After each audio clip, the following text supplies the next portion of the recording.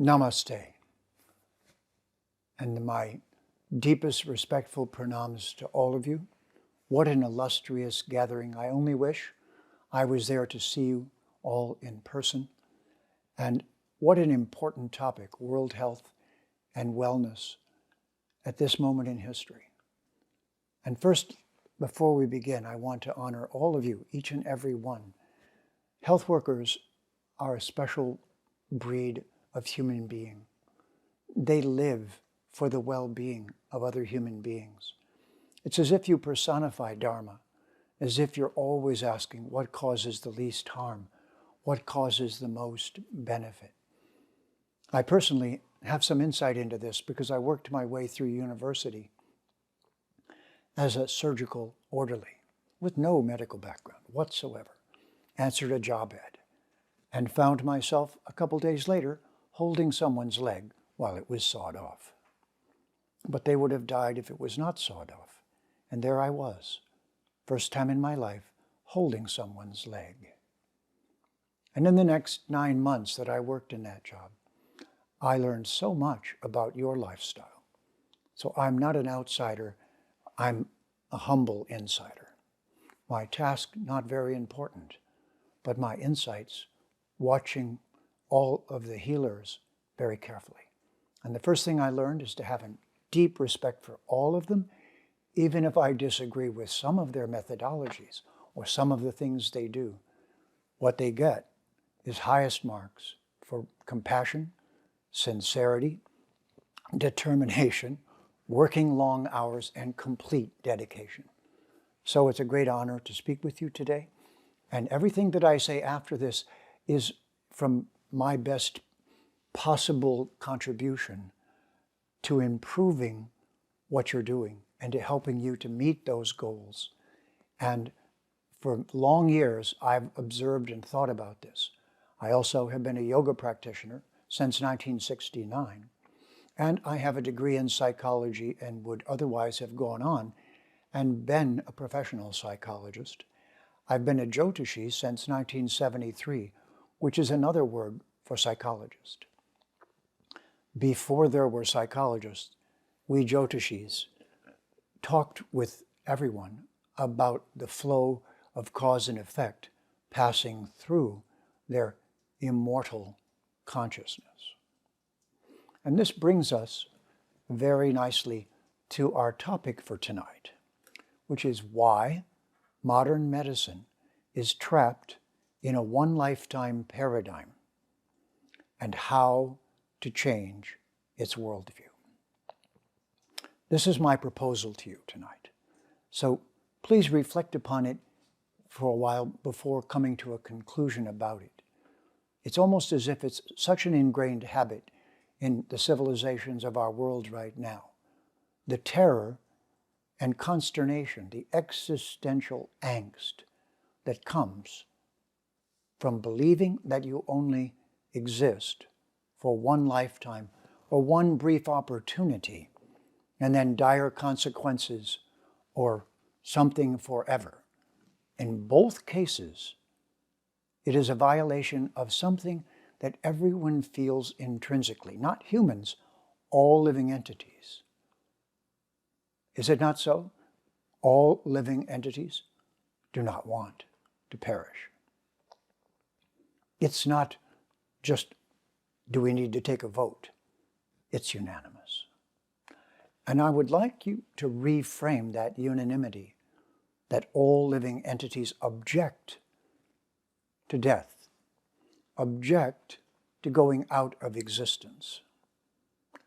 Now, all of you from Bharat, I like to call India Bharat, to be closer to the root of the tree, all of you from Bharat have to some degree learned Samkhya and Samkhya Yoga and Ashtanga Yoga and all of the different knowledge of the Veda that you were exposed to, depending upon your perspectives. If you are not from India, but you are visiting, then the most important thing you can do is to expose yourself to another world view. So I want to start there, just so that it's crystal clear. And the clarity that I bring to this comes from coming in from the outside, studying Sanskrit, having proper gurus, spending 5 years in an ashram. So I'm not an amateur yogi who studied it in a library somewhere, or took a couple of New Age asana classes and now calls myself a yogi. This is a lifetime commitment. And I made that commitment at age 23, just had my 76th birthday. 5 years in an ashram, Sanskrit professor, studied Samskrita, and studied Jyotish, all with gurus, and Vedanta and its practice for 5 years. Now, having said that, to all of you, there's an essence in all of those practices, an essence at the very core of the Vedic civilization. And in a single word, that is, each one of us is an Atma, is an immortal being. And that viewpoint, this culture that surrounds that, is not considered a religion. Religion is from the word ligament, by the way, and religare means bound by rules. The Vedic civilization of Bharat is not first and foremost bound by rules. It is first and foremost based upon a premise, and that premise is binary. There are only two choices. One choice, you are temporary, and you are the being made of parts, made of unconscious energy that is our clothing, is our body, is our cellular structure, all of it. The whole enchilada is all unconscious energy acting in purposeful ways, which raises the other question. But this one is more primal. It's binary. You either believe that you are made of parts and simply of unconscious energy, in which case you have no explanation for your desire for immortality. So if you hold that view, that's your choice. But if you do, then you have just said, I have no immortality, just one lifetime. One and done. This is very important because this is binary and it's mathematics and it's science. It's not religion. There's just two choices. You can or cannot die. And yoga and the entire Vedic civilization says not. Can not. But because of colonization, yoga has been called religion. And this positioning of Brahman and us as an Atma, as an immortal being, visiting the realm of Prakriti, visiting the temporary realm, where everything is governed by time, made of parts, and must die. My proposal to you is that we still live under the dominance of colonialism, which was, with no disrespect, but instigated by the Pope, by Christianity. I would like to say to you, I was raised a Christian. Not real Christianity, but a problematic form of it that became aggressive. But by the time that Columbus came to the Western world, to North America, and so-called discovered it, by that time, Christianity had deviated from its religious nature, and the Pope said, take whatever you want if they're not Christians. If you want to look that up, look up Discovery. If you want to hear more about it, get in touch with me after the talk.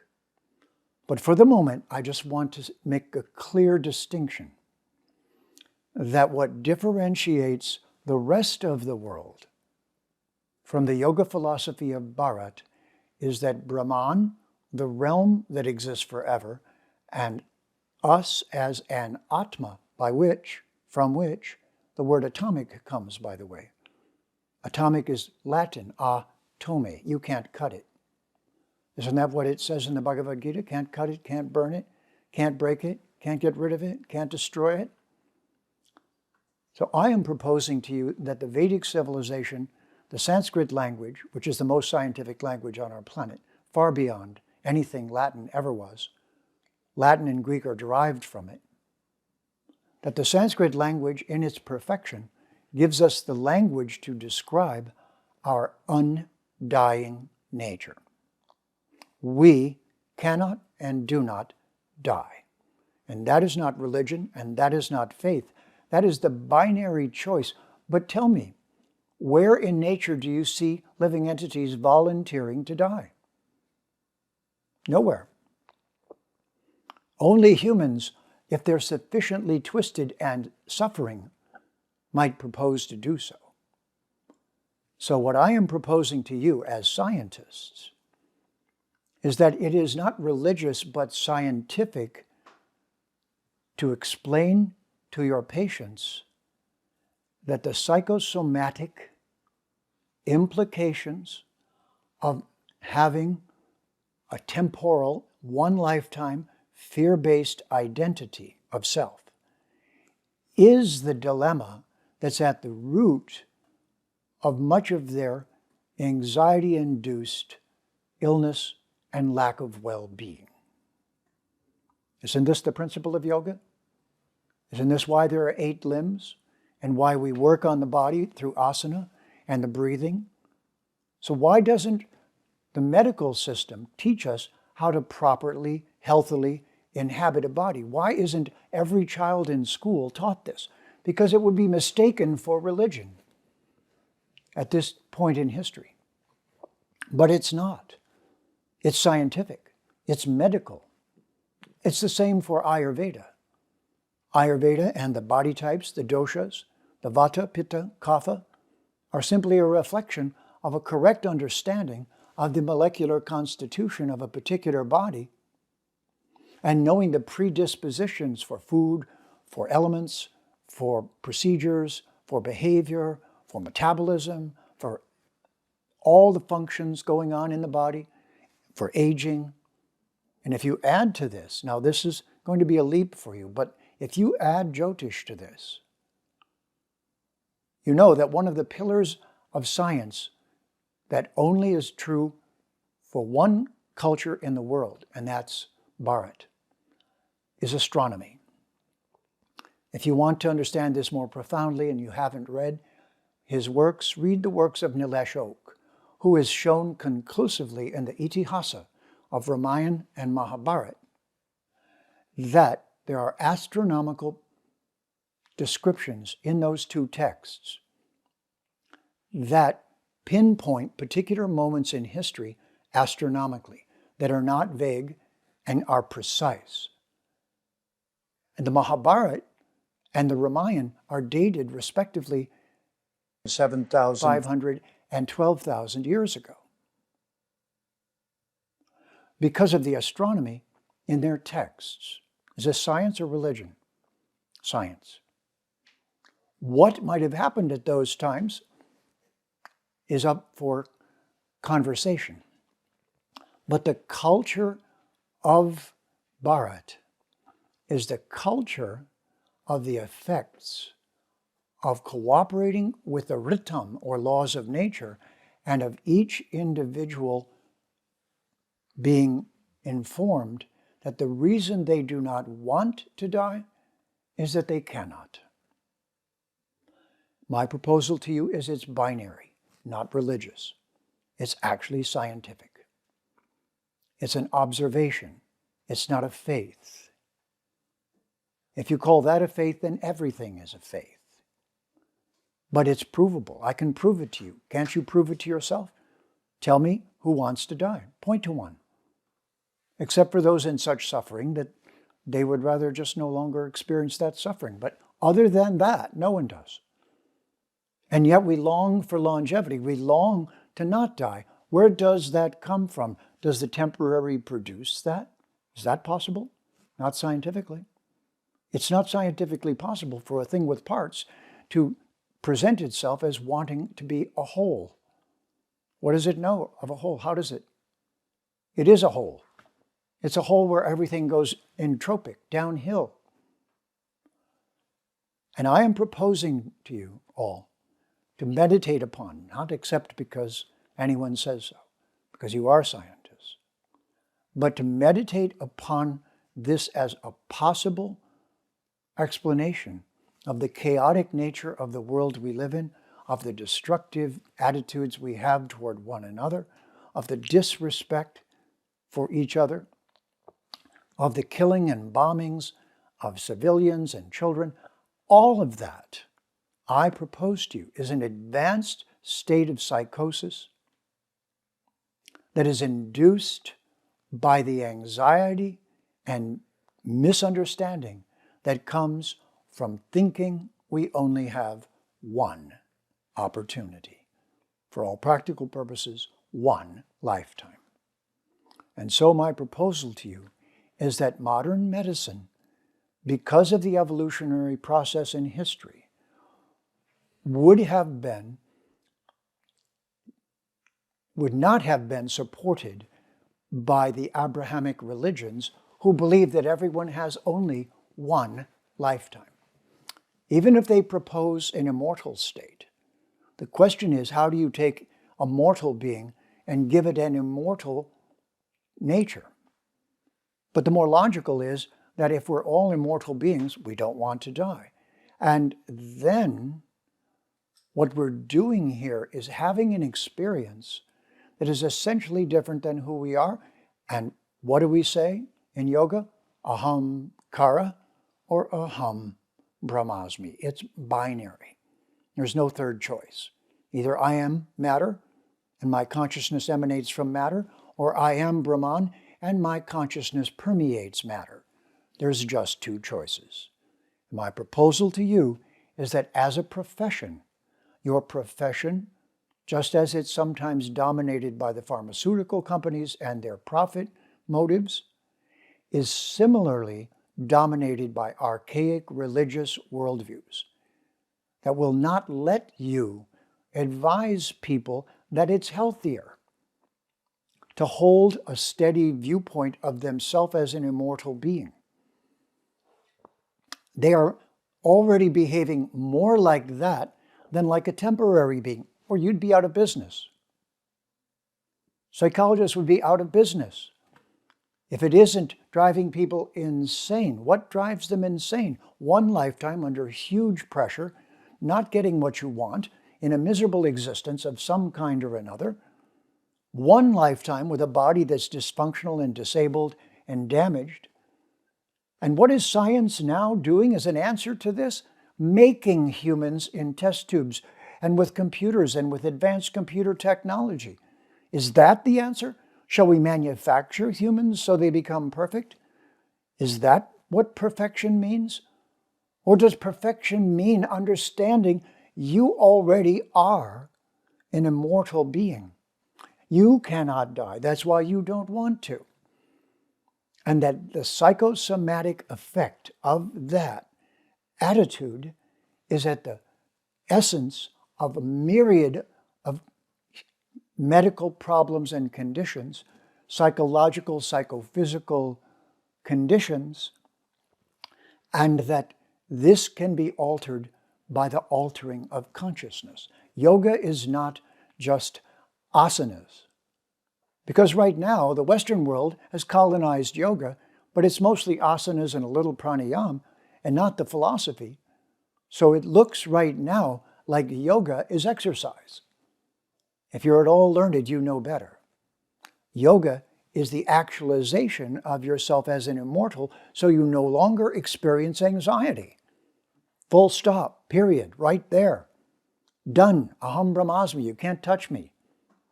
You can't burn me. You can't cook me. You can't kill me. You can give me pain, but I can put up with that. Life is a pain and a pleasure, and life is both pain and pleasure.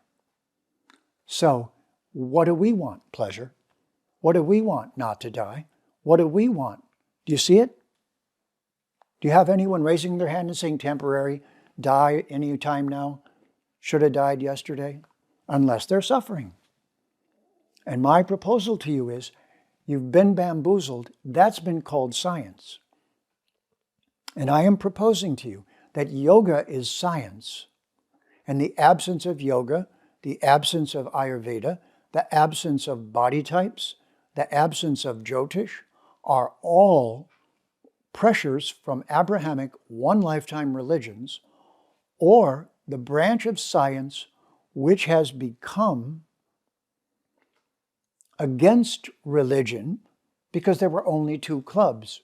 And if you study the history of this, I'll tell you briefly how it happened.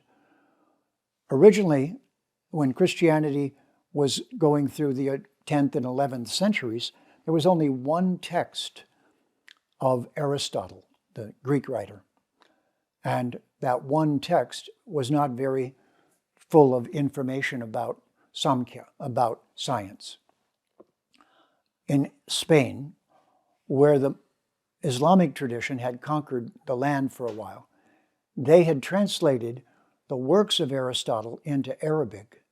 They were in a cave in Spain, and after the Muslims left, the cave was discovered, and in the 11th century, Aristotle, in 20 or 30 volumes, became available, and from this we got the so-called scientific revolution. That non-theistic scientific revolution, that not yoga, because it wasn't possible. And then Bharat was colonized, like the rest of the planet. By whom? By people sent out by the Pope, by people with a religious worldview. So therefore, this was a pressure on what you could talk about, on what you could think, on how you could behave. Tell me something. I often ask this to my friends because I've been a practitioner of Ayurveda and Jyotish and yoga for so many years now, 40-some years. So I asked them, so when was the last time you took a friend out to dinner at a hospital? At the restaurant at the hospital? The answer is never. Why? Because what you know for sure is that if you go into the hospital, your only hope is if your relatives bring you food that's edible. And that hospital food is not. And does anyone go around and match the diet to your body type? No. So there's no recognition of the fundamental truths of yoga, the fundamental truths of embodiment science in the Vedic civilization. And it is not religion. It is science. How you breathe is science. I'll give you one quick example. If you breathe in, 3, 4. Breathe out, 1, 2, 3, 4, and hold for a count of 4 in between. That pranayama is a balanced breathing that centers you and brings you into harmony. This is the symbol of harmony and balance in yoga. Now, after the age of 50 or so, if you breathe in 4 but out 8, why would you do that? Scientifically. Because waste byproducts your body is making more abundantly after 50, and the older you get, will be exhaled and gotten out of the body. Who knew that breathing properly removes toxins from the body? None of my family doctors ever told me that. Yoga told me that. My family doctors helped me in many occasions, but not with that. So we need a renaissance. We need a revival. And this is not a negative about you. This is your opportunity to overcome the restrictions of the Abrahamic dangerous religions, the small-mindedness of not looking at the culture of Bharat as a science culture, the lack of understanding of Sanskrit and its precision, and more than anything, the implications of a many-lifetime worldview. Don't call it a religion. It's a worldview. And whichever of your clients have a one-lifetime worldview, I guarantee are in anxiety. And if they're successful at their yoga practices, and not, remember, that's not just their asana, it's all the practices that keep them acting as an immortal being, then all of that psychosomatic chaos is removed. If you add to that a proper diet and proper herbs that their body type will respond to, again scientific. Ectomorph, mesomorph, endomorph.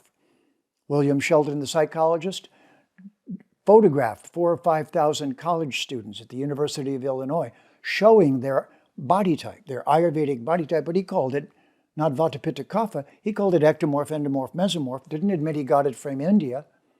This colonization of knowledge of India, but not a real implementation of it, is what has made your profession and a myriad of others, psychologists, teachers, philosophers, many, many people, including scientists, who got astronomy, mathematics, and many things. But the one I'm challenging you to look again at, and that's all I'm doing, is asking you humbly to look at it again. Look at worldview as a primary way that the patient, that all humans are disturbed and debilitated or empowered and made healthier. And even if someone says to me, yes, but that's religion. And I say, well, what if the religion calms your pulse? What if it removes toxins from your body? What if it brings you to center? Is it religion or science? If it universally has that effect, then that's science. So what I'm proposing is that to remove, first of all, the bad food from hospitals, with no disrespect to the kitchen, but you haven't been taught how to feed people according to their body type. And ladies and gentlemen, as physicians, you should know this first. And I'm sure many of you do. After all, if you're from Bharat, you know these things. You were exposed to them. Isn't it time in history that we implement these things in the medical system and not have them seen as religion or sectarian or somebody else's agenda, but see them as they really are? And what other view explains the diversity of our humanness and our hunger to continue experiencing our humanness than again and again and again? I have a little joke. I was born a Christian, a born-again Christian. And I became a born again and again and again and again and again and again and again Hindu. Boy, I'm glad I did. For religious reasons? No. Day to day. I stay balanced. That's what this means. This doesn't mean something religious. This means chill. Stay balanced. I see that in you. I see past your body. I see you, the consciousness inside. That consciousness can't die. It's in my eyes. It's in my voice. It's in our relationship. And you relax. Your pulse changes. Everything changes. It's a great opportunity for me to bring this viewpoint before you. It's the result of 50 years of yogic, scientific, psychological, psychosomatic, dietary, lifestyle research. I've studied 8 forms of martial arts, 3 styles of sword fighting. I've worked in Silicon Valley. I've had a healthy, dynamic, vital life. And yet, I see the vitamin deficiency of both the worldview and the food and the diets on a planet fed on junk food. Don't you think it's time we get into body types? And if there's anything in allopathic medicine that resists that, that must go. Not for religious reasons, for scientific reasons. Let's put Ayurvedic practitioners in the kitchens of hospitals around the world. See if that helps. Let's put some doctors in those hospitals who work with you, taking pulses, looking at it from those perspectives. Who knows? We might even find that in sitar music and Sanskrit mantras, there's a scientific effect. But if we can be making babies with robotics and technology right now, excuse me, but we can damn well be trying out Ayurveda and yoga and the things that it has been doing for thousands and thousands of years. I'm so fortunate to appear before you today and have the opportunity to share this with you. If I was appearing to be disrespectful in any way, I think you can see it is not that I am being disrespectful. It is that I am really holding the world of science accountable to take the value that was created in the past. And if they don't incorporate it, I'm certain that's a lack of sincerity or a lack of imagination. Thank you very much. If you have any questions personally, you can be in touch, and I believe we're going to do Q&A next. Namaste.